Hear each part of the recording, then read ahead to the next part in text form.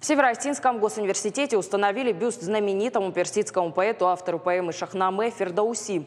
Торжественное открытие состоится сегодня с участием чрезвычайного и полномочного посла Ирана в России Мехди Санаи.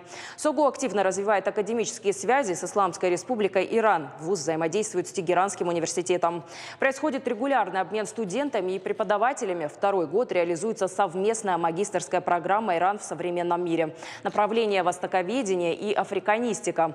Бюст Фердауси установлен на территории университета перед зданием исторического факультета. По словам ректора СОГУ Алана Угоева, для оказания Ирану помощи в подготовке национальных кадров Министерство науки и высшего образования России выделяет государственные стипендии для приема на обучение иранских граждан в российских вузах. Северная Осетия в силу своего географического положения, исторического и культурного наследия имеет все необходимые ресурсы, инфраструктуру и кадровый потенциал, чтобы выступать северокавказским научно-образовательным и культурным центром многовекторного ирано-российского сотрудничества.